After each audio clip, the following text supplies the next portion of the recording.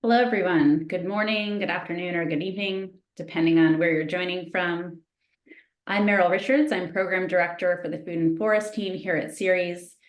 Ceres is a nonprofit organization working with the most influential capital market leaders to solve the world's greatest sustainability challenges. I want to thank you all so much for joining us for today's event, Turning Targets into Action, How Food Companies Are Tackling Their Greenhouse Gas Emissions. We have an exciting discussion planned for you today, so thanks for joining. First, a few logistics. Please note that this session is being recorded and we'll provide all participants with a link to the recording shortly after its completion. So if you have colleagues who couldn't join today, do feel free to share that with them. We will have time for audience Q&A later on in the agenda. So if you have any questions that come up during the webinar, you can enter those in the question and answer box at any time. That box is at the bottom of your screen in the right-hand corner, I believe. So do feel free to enter your questions or comments as we go along.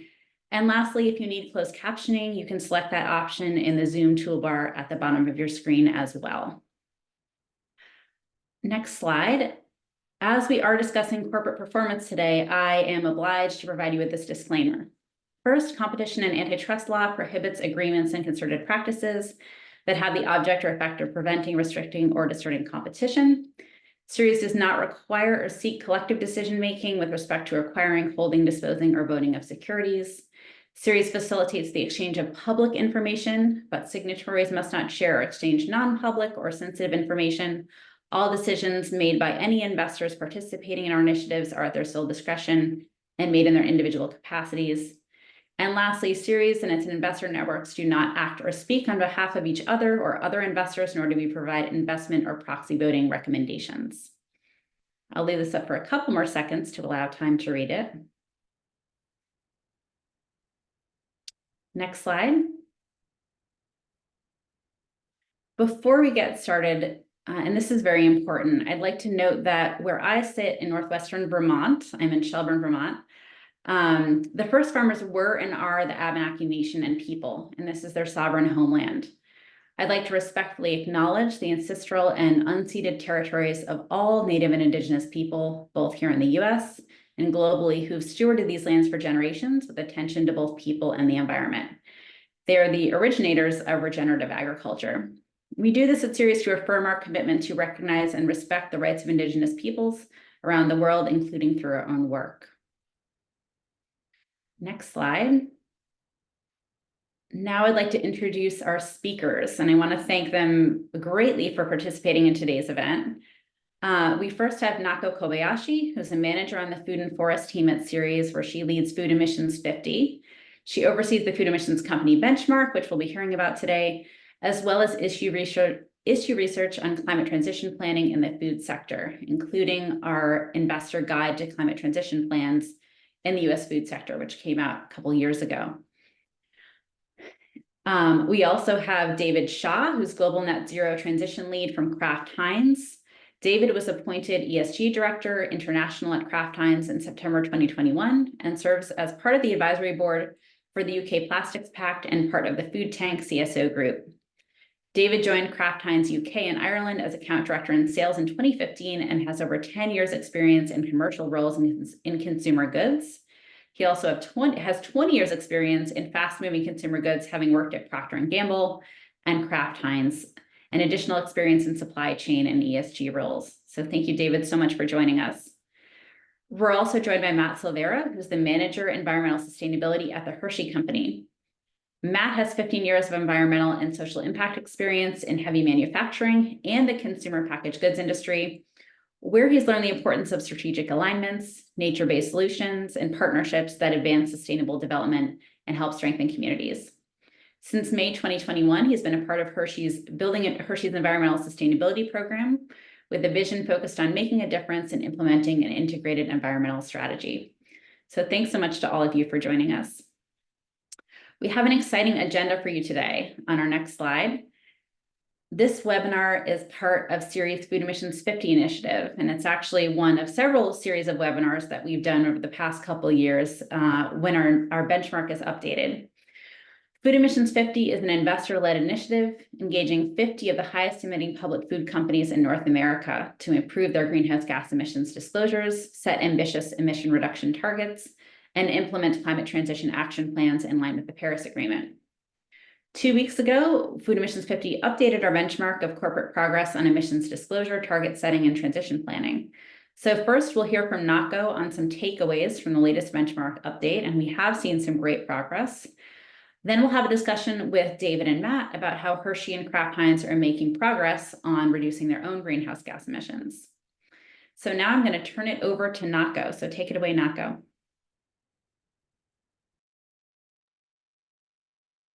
Thank you, Meryl. Thanks so much for the introduction, Meryl, and thank you all so much for joining our webinar today. As Meryl mentioned, I'm really excited to go through some of the updates we've seen in our latest Food Emissions 50 benchmark, but I do want to leave ample time for the excellent panel discussion we have with David and Matt. So if you are interested in learning more about our benchmark and exploring the findings, please feel free to go to our website and we will drop some of the resources in the chat. We have all of our company's scorecards as well as a data download sheet. And we also have an analysis brief for this particular benchmark update that goes over all of the movements we've seen across all of our indicators. For today, I'll go through a lot of the takeaways very quickly. So I do encourage everyone to go explore our resources. Next slide, please. So as Meryl already kind of introduced the benchmark, we are benchmarking 50 of the highest emitting publicly listed food companies in North America. And this benchmark informs the investor engagements through the Food Emissions 50 initiative. The main focus of this benchmark is really on the sector-specific elements of transition plans that we recommend companies be disclosing. There's a large focus on Scope 3 emissions from land use change in agriculture, as supply chain emissions are the largest source of emissions in this sector. Next slide, please. Oh, one back. One back. You're great. Oh, one forward. Thank you. All right, so these are the companies that are benchmarked by Food Emissions 50. They span all of the companies, all sorts of companies in the food sector, from the agricultural products companies, otherwise known as agricultural traders. Those are the companies in the supply chain that, are the closest to the farmers and food producers on the ground, and then all the way down the supply chain to the retailers and the restaurants that, the consumers are the ones that have the most ability to access those, and that's the consumer entry point into the food system. And so by engaging all of these different companies, we're able to kind of see progress happening throughout the supply chain. Next slide, please. The Food Emissions 50 benchmark assesses different indicators that we recommend as part of climate transition plans in the food sector. These recommendations are based on the input that we got for our investor guide to climate transition plans in the U.S. food sector, which is a report that we published in 2022 with the input of different NGOs, companies, consultants, and investors to provide insights on what companies should be disclosing as a part of their transition plans, particularly when it comes to the emissions that are material to food companies. The benchmark looks at both the scope, ambition, and accountability of plans as seen in the disclosures of emissions and targets. And then we go into the key food sector specific parts of a decarbonization strategy, which for food includes non-carbon, non-CO2 emissions like methane and nitrous oxide. And finally, we also look at whether everything in a plan adds up. So next slide, please. Oh, one back. There's some issues with the slides today. So the Food Emissions 50 benchmark was launched in July of 2021. When we launched with 2 indicators, emissions disclosure and emission reduction targets. And then in April of last year, we added new transition plan indicators. So these are the 2 indicators that we have data from 2021, and we've seen a lot of movement here. On emissions disclosures, we now have 37 companies that are disclosing their Scope 3 emissions from purchased goods and services. And on target setting, we now have 32 companies that are setting targets inclusive of Scope 3 emissions. There are also 16 companies with validated science-based targets initiatives aligned with the 1.5-degree scenario, and we have additional companies that have formally committed to setting those targets, some who have already submitted their 1.5-degree targets, but they haven't been validated yet. So once those are validated, this number should go up. But overall, this is really great progress that we've seen. And we do see that in the food sector, there is more progress on Scope 3 emissions disclosure than in some other sectors. And this is likely because there is an acknowledgement that in the food sector, the majority of emissions come from the supply chain, and therefore action on these emissions is critical. Next slide, please. So getting into some of the key takeaways for each of our transition plan elements, growth and innovation is an indicator that explores whether companies are thinking about the future growth of their business and how they intend to continue to grow, with growth being decoupled from emissions. So, how are companies thinking about growing their business without negatively impacting their ability to achieve their emission reduction targets? We see that more companies are now disclosing scenario analysis aligned with the 1.5-degree scenario, with companies like Chipotle, Empire Co, and Ingredion now conducting this sort of analysis. Assessing a lower temperature scenario like a 1.5-degree scenario allows companies to assess their transition risks that come from, their customers and their suppliers all transitioning towards a 1.5-degree scenario. This helps them understand whether there might be regulatory risks, market risks related to their buyers, requiring them to take climate action. And understanding these transition risks helps companies better identify and prioritize what they might need to do in order to ensure that as their business continues to grow, they're not negatively impacting their ability to achieve their emission reduction targets and therefore exposing themselves to more transition risks. Through this analysis, some companies might see a big opportunity in looking at their R&D and innovation functions within their business, in that just their existing product portfolios alone might not be aligned fully with the transition to a 1.5-degree scenario. They may need to look at reformulating products, renovating some of their product offerings, and otherwise, innovating in order to continue to grow their business as they take efforts to reduce their emissions. Overall, compared to other indicators in our benchmark, growth and innovation does tend to be an area where we're seeing slower progress. And this is the most visible through our CapEx and OpEx indicator that looks at whether companies are committing to aligning their future capital expenditures and operational expenditures with their targets. We see now with the most recent CDP questionnaire for climate that some companies are now disclosing the percentage of their capital expenditures that are currently aligned with their targets, but this does not provide that much insight into what that percentage should be in order for the company to be able to be fully aligned with their target in the long term. So there's some progress being seen there, but not progress that's being fully reflected in our benchmark yet. Next slide, please. As I've mentioned, supply chain is where most of the emissions in the food sector come from. And this is why it's really important for companies to take steps to engage their supply chain to reduce emissions. And because for the food sector, this is where most of the emissions reductions will happen, I think that's why we see that we do see, compared to some of our other indicators, a lot of movement in this space.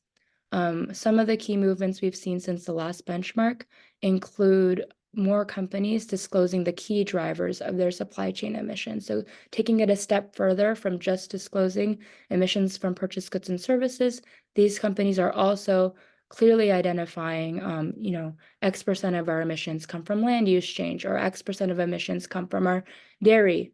And this is some movement that we've seen from Kraft Heinz, so maybe David can speak a little bit more to this later, but we've seen companies, identifying the priority drivers of their emissions, and this helps the company prioritize hotspots, and also external stakeholders have a better understanding of where the company should be taking the most actions.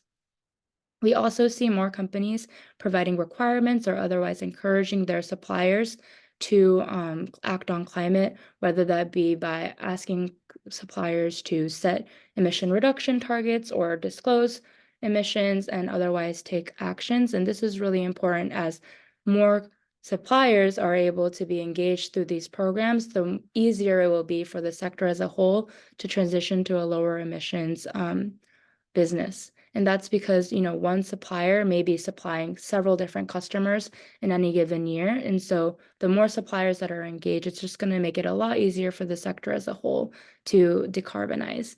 And we see that, for example, Wendy's is a company that, has really required its suppliers to kind of commit to binding requirements, and it's fully committing to implementing its responsible sourcing program criteria by 2030, which includes a requirement for suppliers in scope to demonstrate emissions reduction. So taking it a step further from just requiring suppliers to set targets or disclose their emissions, they're actually requiring suppliers to demonstrate reductions, which is really great progress to see.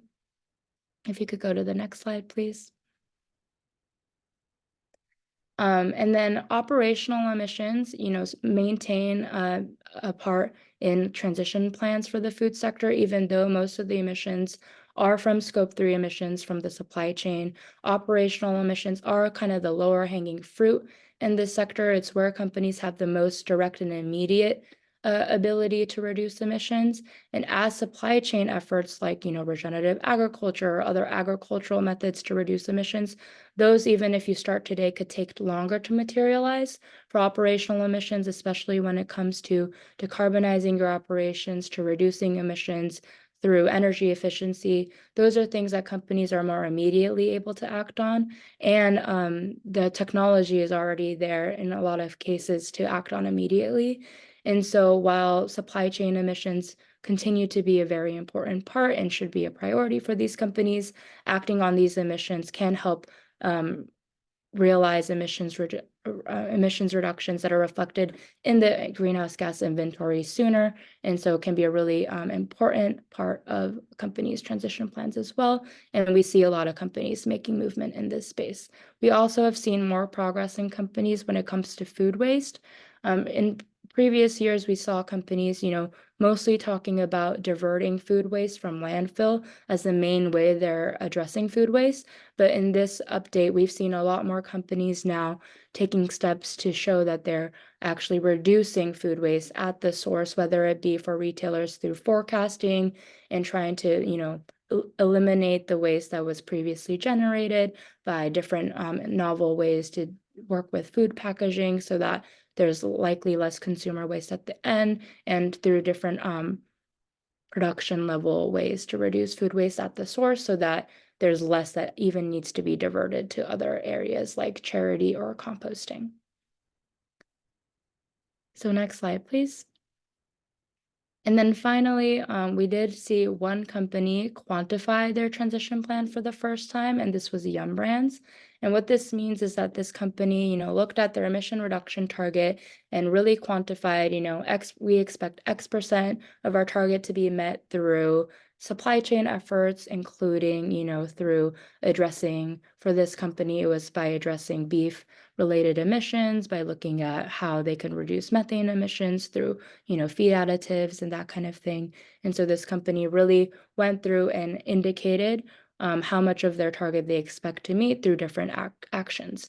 This is really important because putting numbers to a strategy, even if not perfect at the start, can really help companies better understand what they need to do to get to where they want to go. And finding out later, it's just going to make it a lot harder for the company to adjust their strategy over time. So I don't think anyone's expecting perfect plans right now, but even starting to put numbers to the plan can help the company better prioritize what they need to do internally, and externally, stakeholders like investors have a better idea of, okay, this company knows how they're actually going to achieve their target. So next slide, please. I know I went pretty quickly through all these findings this time to leave room for our panel, but we dropped some resources in the chat, and so there's some additional resources on this slide. Please feel free to reach out to me. My email will be at the end of the webinar if you have any questions, and yeah, feel free to explore all of our resources. Thank you so much for listening.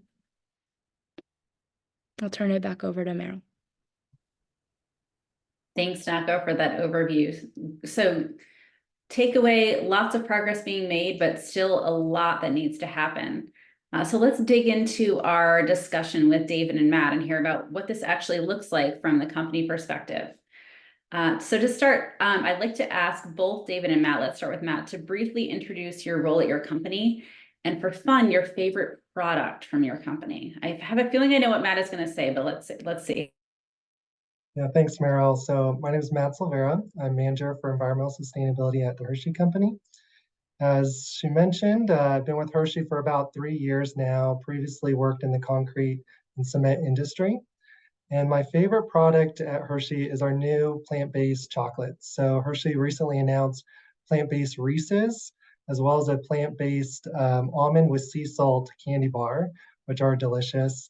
Yeah, and then picked office today. I didn't realize it would match exactly my shirt. So a lot of orange, but certainly love, yeah, Reese's.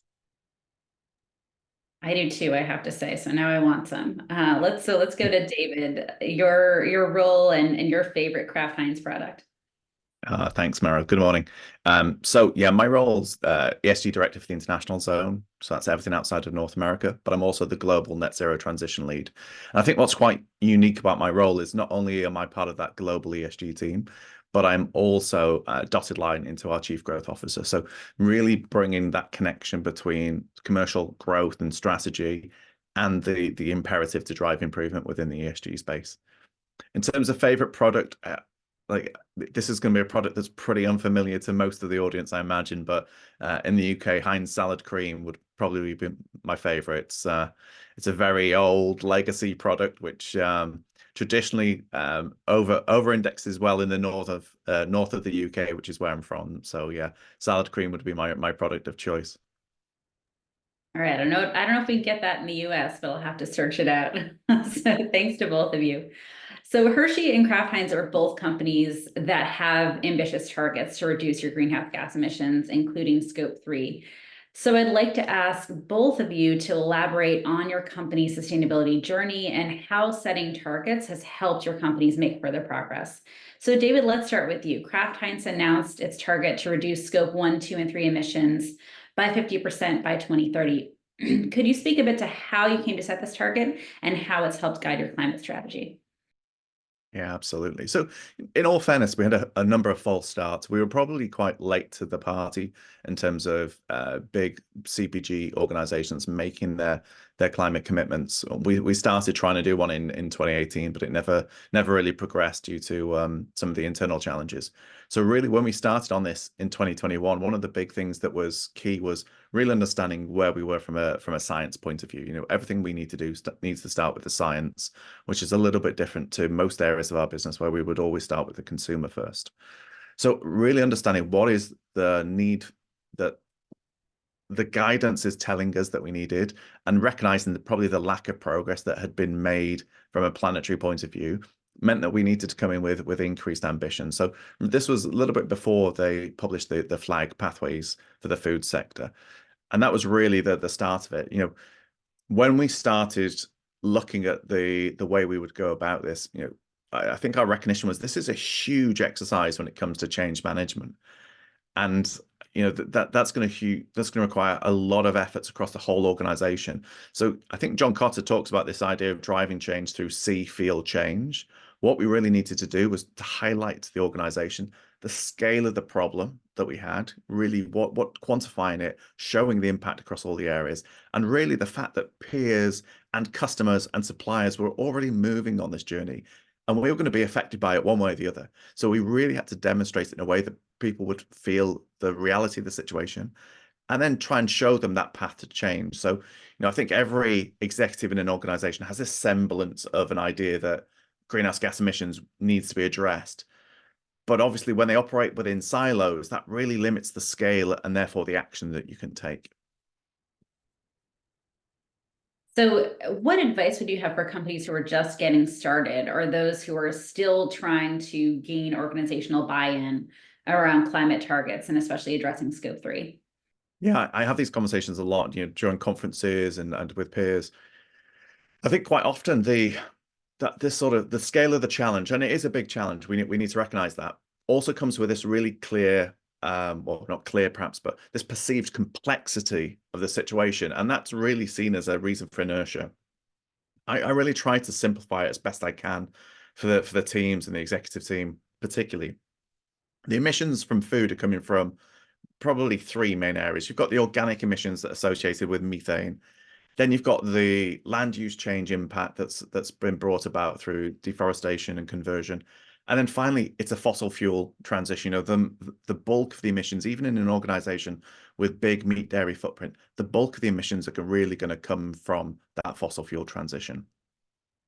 So if we can work ways that can address this through livestock, through food and packaging waste, and then ultimately drive what is the on-site requirement through this energy transition, effectively that's the simplest way to think about it. I recognize transitioning away from fossil fuels isn't easy, but it can also have benefits in terms of cost efficiency, reduced inputs, and productivity gains as well. That's great, and great foreshadowing. We'll dig into some of those specifics later on in the webinar, especially with livestock and deforestation. So let me turn to Matt. Hershey has a science-based greenhouse gas emission target that you're currently in the process of updating, and you've continued to make progress on the metrics that Food Emissions 50 assesses over the past several years. Could you speak about how you've prioritized the actions that you're going to take to achieve your targets? Yeah, thanks, Meryl. And could certainly resonate with what David was saying in terms of those early days of setting targets and taking action. For us, we've had targets for about 3 years now. So prioritizing targets is hard at times, but where we've landed is really focusing on where we can both reduce emissions and build climate resiliency for long-term success. So really focusing on prioritizing actions that are no regret investments for the business. Because what we found is if you lead with carbon, like if you're saying this is going to help reduce X amount of tons and things like that, you may not get the buy-in that you need. But if you focus on those things that the business is focused on and show how it meets multiple goals for the company and for sustainability, you're much more likely to find success. So that's one. And then secondly, I think the Food Emissions 50 has been an excellent tool. So really encourage all those that participate to really review your results, identify those areas of improvement, and then to use that to help cover gaps. And that's what we've done over the years in improving our score and improving our strategy through the insights of the Food Emissions 50. Thanks, Matt. So let's dig into that a little bit more. No regret investments and prioritizing resilience. Can you talk more about how you've approached translating your targets into those tangible actions? And are there any strategies that have been particularly useful or successful internally? Yeah, so translating targets and translating our climate strategy to the business is so important, and showing each business unit how they can tangibly take action to help contribute to the goal. One way that we have found success is just understanding our colleagues. Our colleagues have so many competing priorities and pressures, and really understanding what's important to them and connecting into how sustainability could help their goals and embedding sustainability into their business strategy. And one of the ways we've done that is through active listening and understanding. And I particularly like an exercise that we did in 2022, where we kicked off our climate scenario planning process with interviews with different leaders throughout the business. And through those interviews, I really got to understand a lot about where they're currently feeling climate pressures and impacts, some of the things that they're concerned about, and really help ground our climate strategy in what matters to them so that there was mutual understanding when we were talking about climate and the things that we're planning for the future. That's really useful. I think it's true. At the end, it's really all about people. And in doing that, have you run into any challenges, and how have you adjusted your approach? Yeah, so in 2021, we started brainstorming about agroforestry. And the project started off as a carbon reduction project. So how we can sequester carbon through agroforestry in our cocoa supply chain. But what made the difference was pivoting from a carbon project to a climate resiliency project. We pivoted to show how this project will help improve livelihoods for cocoa growing communities how it helps mitigate climate risks for some of the climate impacts that they're already feeling. And by doing this, we're able to really make a difference in business buy-in. And that resulted in this year being able to start the planting of 1.2 million trees over the next 5 years. And I would say also one critical part of that was connecting with existing Hershey programs, so that it didn't seem like on a silo as a carbon project alone. Great, thanks, Matt. So David, now I want to turn to you. Kraft Heinz, different product portfolio. You've been developing your own roadmap to achieve your net zero targets, which include ambitious cuts to your emissions. Have there been any unexpected surprises or key learnings that other companies might want to bear in mind as they start charting their own path?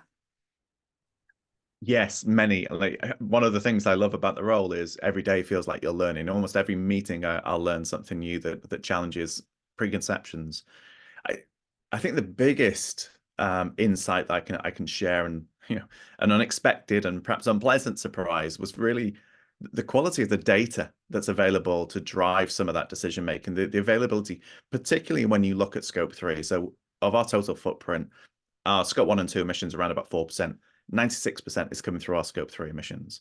And the ability for us to understand that data and track the data, it seems to be a consistent conversation across organizations, but the systems that you take for granted that you expect would be able to plug in and, instead of measuring in dollars, it measures in greenhouse gas emissions. It's not as simple as that, and it doesn't work. And a lot of these organizations are really struggling with the complexity of some of these internal systems.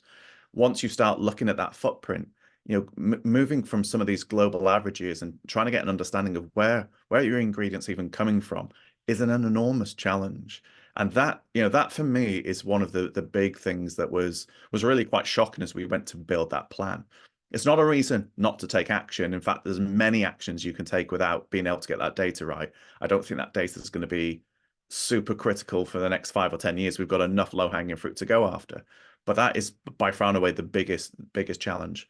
Once you've started to get some of that data, once you've got some of those assumptions that are being used in your methodology, really starting to peel back the onion, making sure you're triangulating your data versus other business metrics to make sure that the health and quality that you have in that data is strong enough. I think they're some of the things that we learn, and still, to be honest, continually learn. And how has developing a roadmap of action been useful at your company in that environment of complexity and uncertainty? Yeah, so I think it's very similar to what Matt discussed. Bringing people on that journey, understanding it from their viewpoint, making sure that you realign it to the priorities of the organization has been key in creating this sort of groundswell and momentum around driving change. So bringing those cross-functional stakeholders impacted by it together can create that broader view. As we built our net zero plan, we had 90 of the senior leadership team and subject matter experts within the organization involved in building the net zero transition plan. From the interviews that Matt discussed through to working groups, steering groups, leadership team engagement, subject matter investment. They're critical to make sure that you're bringing it. I think I've discovered more departments of finance than I ever knew existed. I thought it was just finance, but getting everybody involved is absolutely key. And then finding ways to look at what are the priorities for that function that you can then re-articulate as a net zero opportunity as well. When it comes to things like productivity, particularly from a manufacturing perspective, big companies typically have quite old manufacturing facilities. So there's a real opportunity to modernize and improve some of those older assets by seeking out this change, trying to drive the transition. And, potentially if you're a first mover in this space, there's opportunity for government subsidies and grants as well to support it. I think if you see this as a change management program, resource allocation becomes vitally important. So thinking about what are the opportunities that are scalable, whether that be regional or even through global partnerships, to better support the transition's key.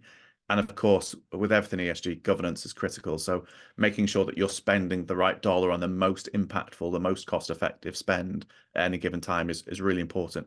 It helps measure progress and it helps to be able to bring reports on it for investors, public scrutiny, and hopefully consumers. Great, thanks. So I want to shift gears a little bit and talk about growth and innovation strategy and decoupling business growth from emissions. So David, starting with you, you've talked about the importance of getting everyone involved. You've talked about your connection to the growth strategy and the connection between your net zero strategy and your growth strategy. Could you talk a little bit about the challenges and opportunities of planning for strategic growth while meeting your emissions targets? Yeah, absolutely, Meryl. Like, I think companies in CPG like Kraft Heinz, probably like Hershey as well, they're consumer obsessed. This is, we are understanding what are the, on a daily basis, what is the demand coming from our consumers? What are the trends that we're seeing? What are, as they move from retailer to retailer or product group to product group, this is what the CPG industry is set up on.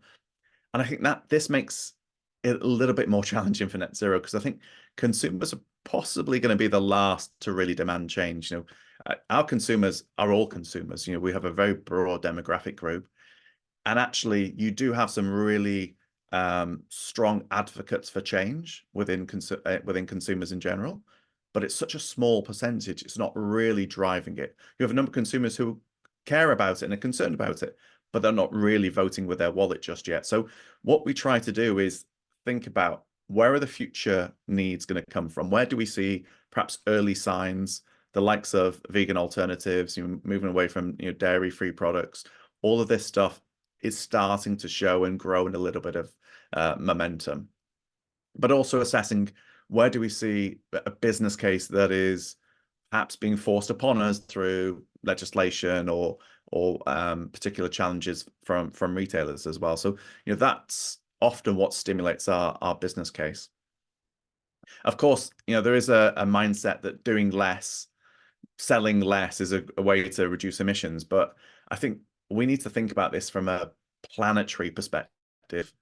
And if we're going to continue to feed an ever-growing population, actually we need to be more efficient as organizations to meet that demand. So there are areas where it's appropriate for reduction. Perhaps in developed markets, meat consumption, dairy consumption are options that I think really need to be understood more fully.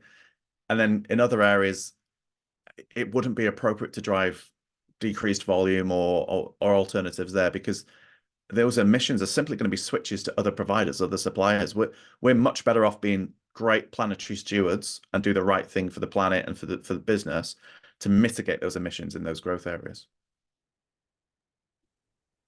What are some of the ways that companies can think about, or that your company has thought about, embedding climate action into the financial and strategic planning process? Yeah, I think that connection to company culture is absolutely key. We're a very financially led organization, so where we see opportunities to drive incentives that can support those transitions is key. Finding ways to connect emissions to financial performance and the cost of transition is hugely beneficial. So as part of our net zero work streams, one of the things we've established is an internal carbon price to capture this. This is really easy to use in big decisions. If you're going to do a new CapEx project, that's easy to factor in.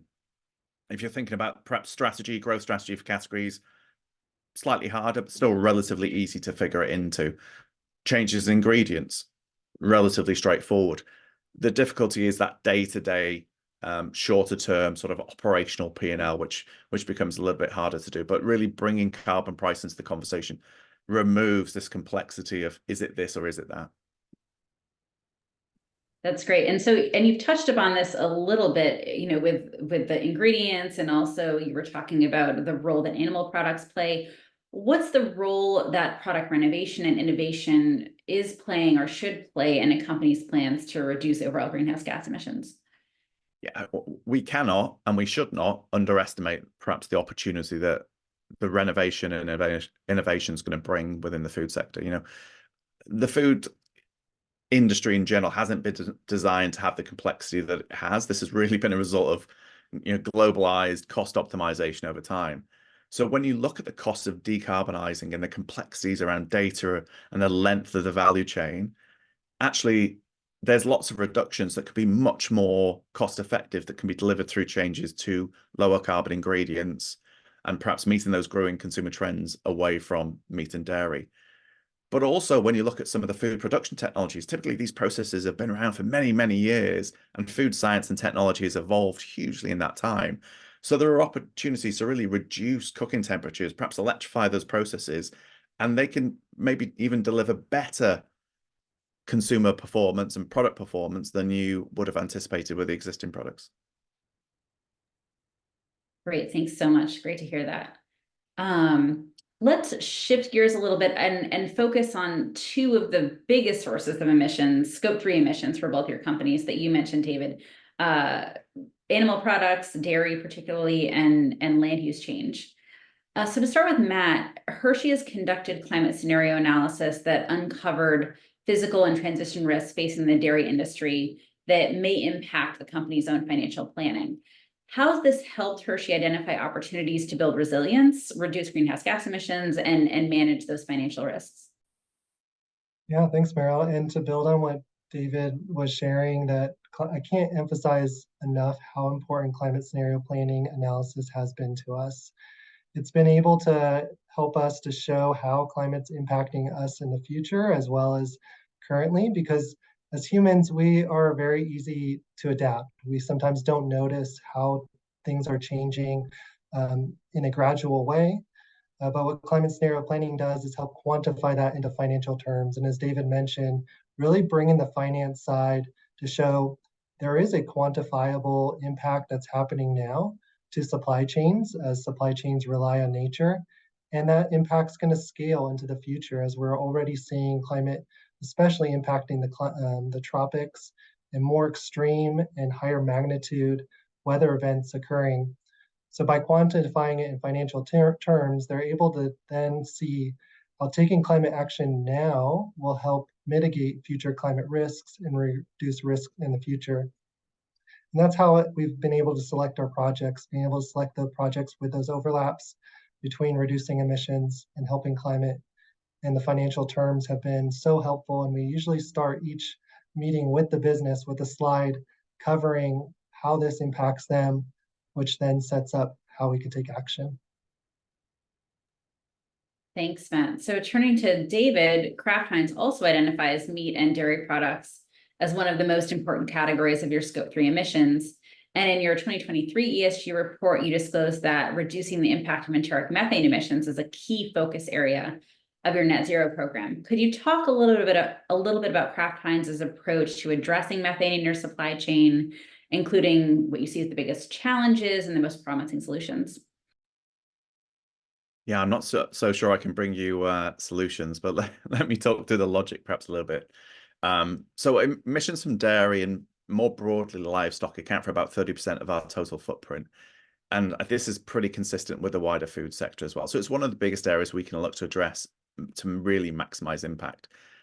As a consequence of building that plan, we got involved with work the EDF were doing to drive this Dairy Methane Action Alliance to support peer companies and suppliers to address those sources of methane and increase transparency around methane emissions. You know, I think methane is a very important greenhouse gas. It's much more intensive as a global warming potential than carbon dioxide.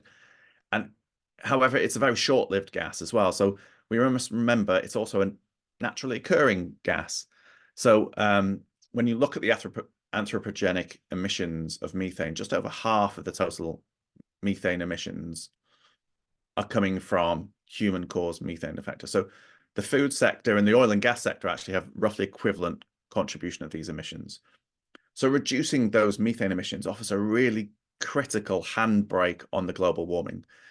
And if it's done in parallel with reducing the impact of fossil fuel reductions, we can really help in that short term to mitigate, you know, the climate risks that Matt touched on when it comes to the global warming potential.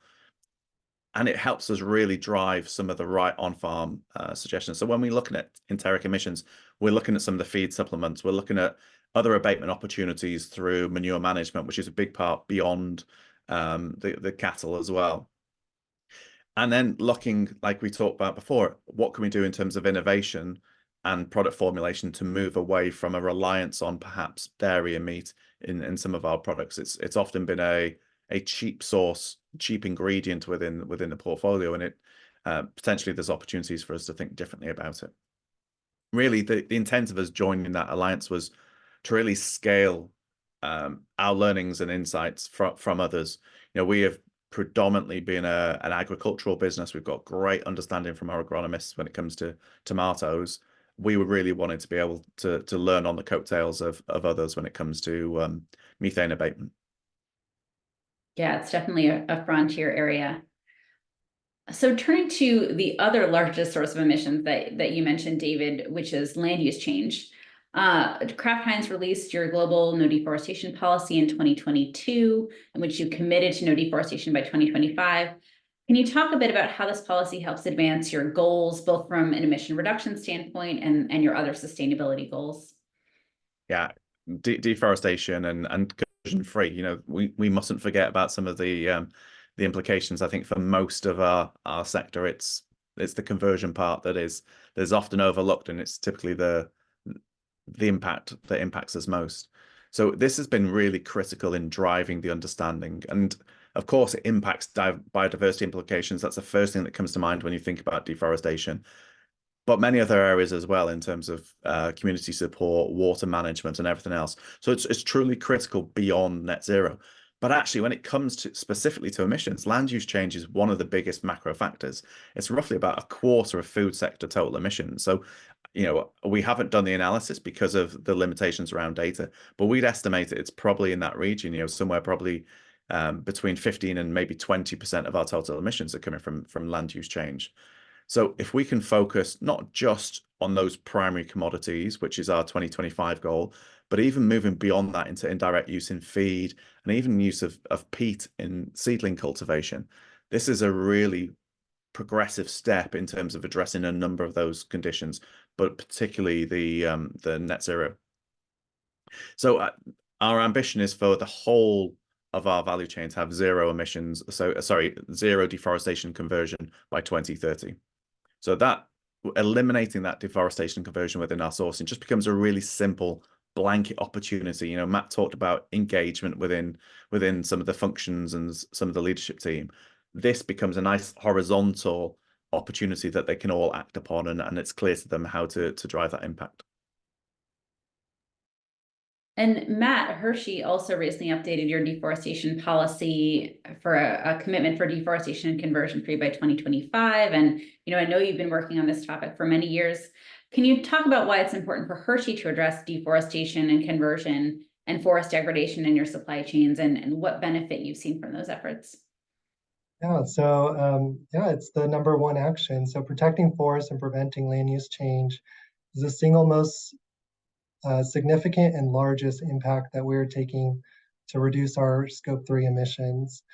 And really excited to be able to announce we did update our deforestation policy to be a deforestation and conversion-free policy with a target date of 2025.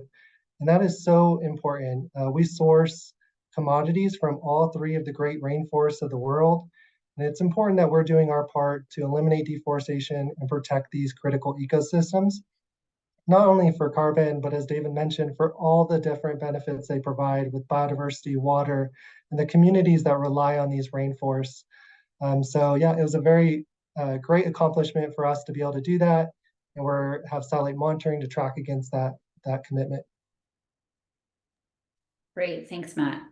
So I'll ask one more question, and then we do have some great questions coming in through the Q&A bucket. So if folks on the line do want to start asking questions and you haven't yet, go for it. We'll turn to your questions in just a minute. But first, I'll give you the last word, Matt, which is working through uncertainty. David talked about this earlier, but could you speak to what companies can do to keep the momentum going on sustainability-related actions as science is evolving, the climate is changing, and guidance on best practices continue to evolve? Yeah, thanks, Meryl. So there's so many hurdles in climate strategy right now that we all are facing. We have uncertainty from a constantly evolving guidance, and the rules constantly changing. We have change management that we have to work through with our companies. We have a fast-paced environment where we need to take action now to meet our near-term and long-term commitments. So my recommendation and advice that I give everyone is take action now in the midst of uncertainty, because if you wait until you have all the answers, it will be too late. There's so many things that we can take now that are no regret investments to help towards climate. The second one is partnerships. It's so important to leverage partnerships. Partnerships help us do projects faster. They provide the much needed expertise and assistance. And they also help achieve much greater outcomes and be able to create those scaled impacts we need to meet our climate goals. Thanks so much, Matt. That's a great summary, I think. So let me ask some questions from our audience. We have a couple or several really interesting questions coming through. One is a question about making a value proposition to executive leadership, or no, sorry, appreciate the discussion of making a value proposition to executive leadership. How are you working with procurement teams who typically prioritize cost management to support sustainability? And what role does consumer behavior or on-pack claims play in this process? So maybe I'll start with David for that one, and then Matt, if you want to answer as well.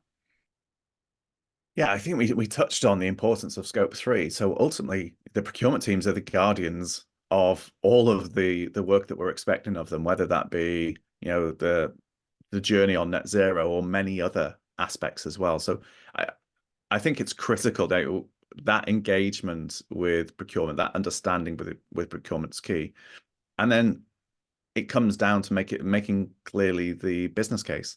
You know, when you bring an internal carbon price into the organization, yes, there might be a premium on buying an alternative source for the procurement team, but actually in the grand scheme of things, the cost impact of that on dollars per ton of carbon abated is probably a much better investment in the short term than some of the factory work that's going to do. So if you're going to really prioritize the low-hanging fruit, driving that engagement within procurement, quantifying the impact is absolutely key. Yeah, and I'll build on that. One strategy that has been really helpful to us is building individual roadmaps for each procurement function. So we have a roadmap for our dairy, we have a roadmap for cocoa, a roadmap for sugar, and so on. And that gives them the concrete plan that they need to reduce emissions and stay engaged and do what they can do to contribute to our goals. We work hand in hand with procurement in developing and co-designing those plans and working together towards progress each year. Thanks so much. So a couple somewhat related questions. First, we have someone asking, how do companies such as Kraft Heinz and Hershey's support a just transition with regards to reducing Scope 3 emissions? And are there particular projects that support small and medium-sized producers? Maybe I'll start with Matt on this one, and then we'll go to David. Well, that's a great question. Certainly top of mind for us. We're still learning. We're still learning what that means for us and developing plans around that. But it's certainly a topic that is on our radar and we are actioning against, but in early stages of developing those plans. Thanks. And David, do you want to take that one? Yeah, I'd completely echo that. This seems to have been a challenge that's come up a number of times over probably the last 6 to 12 months. I think we have a responsibility to drive impact and drive change, but in a way that is working with our suppliers to enable that change rather than, you know, simply picking and uprooting the work that we're doing in different regions into different other areas. My only caveat that I think we also need to bear in mind in terms of the challenges we've got, we shouldn't be layering all of the implications of what we're trying to do onto the action, because actually, you know, there's a great phrase that Google used, which is perfect is the enemy of done, which is a slight tweak on the well-known phrase. If we keep trying to reach for the perfect, we're never going to drive the change that's required, and the implications to some of those communities that will be affected because of climate change are going to be much more impactful for them than actually some of them around the just transition. So let's try and weigh up the opportunities, like Matt says, as we're learning about them. Once we identify them, we act on them. But we shouldn't create this barrier, this hurdle to make sure that everything is perfect before we drive progress. Really well said. So a somewhat related point in terms of the levers of change, we have a question about conversion-free supply chains, especially in tropical forest communities, and how state-level governance is often a key factor in managing and conserving forests. How do your companies include support for stronger governance, perhaps by Indigenous communities, in your sustainability programming, if that's part of what you do? Maybe I'll start with, I'll start with Matt on that one.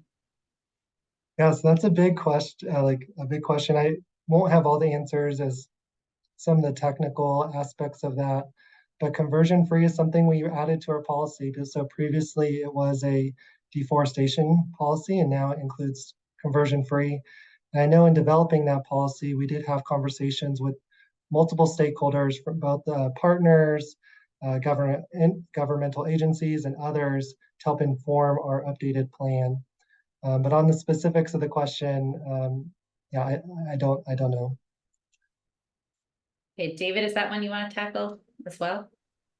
Well, the other thing I'd add to it is I think there are some unique value chains which have much greater direct access to some of these communities and some of these environments where deforestation conversions is perhaps happening. In general, as a food sector, there's 4.5 nodes between the field where something's grown and the final production. So it's a very long value chain. And, in some areas, I think in Europe, it can be as high as 12. So you've got a lot of intermediaries along this route. I think the clarity around demand signaling that companies like Hershey and Kraft Heinz need to give, which is what we've done, is key. Bringing in the right oversight and governance that we can do where it exists, whether that's through certifications or anything else, and demanding higher standards right now is probably perhaps the best we can hope for, because we don't have those direct access. It's just not the way that the food sector is designed, really. Great. So we've probably got time for a couple more questions. A question about insetting, which is a hot topic. I was at Innovation Forum last fall. How are your companies thinking about insetting programs to reduce your Scope 3 emissions, or what's called insetting, and also with regard to carbon removals within food supply chains? Yeah, I could speak to that. So we're really focused on a supply shed approach. So we have a supply shed that sometimes shifts. We have some areas that are consistent every year, other areas that it may be sourced from the farmer one year and then next year not, and then back to that farmer. So we're taking a supply shed approach and doing projects in the area that we generally source from, both for carbon insetting, but also for removals. So that's how we're approaching, I guess, the complexity. We are prioritizing proximity. So proximity to the farms we know we source from are preferred, and then we'll see expand that out based on some other criteria, but really focused on ensuring insetting within a complex and shifting supply chain. Thanks, Matt. David, is this one you want to tackle as well, or should I move on? Yeah, it's great hearing Matt and Hershey's approach. It's very consistent in terms of our ambitions as well. I think we talked about just transition, and when you think about that food value chain from a profit pool point of view, it's typically the growers and the farmers who are making the least amounts when it comes to producing our food. So actually, carbon removals and insetting is a really key opportunity for more profit and hopefully greater revenue as well for some of these growers and farmers. So for me, it's a really core part of our transition plan. Prioritizing, like Matt said, proximity, prioritizing our existing supply base and helping to drive transition. We've also got a plan in terms of localization of sourcing, so making sure that we're not shipping food all over the world that doesn't necessarily have to be. As part of that, it gives us greater opportunity to bring insetting and carbon removals into those new operations, perhaps. So I just echo exactly what Matt said, really. Great. Well, thank you both so much. I think that's all we have time for today, and apologize, audience members, if we missed any of your questions. We had a lot of great questions coming in. I just want to note for everyone that I mentioned earlier that this session has been recorded, so you'll receive a follow-up email with the recording. If you have colleagues who missed the live event, feel free to share the recording with them. I know that's how a lot of people view our events.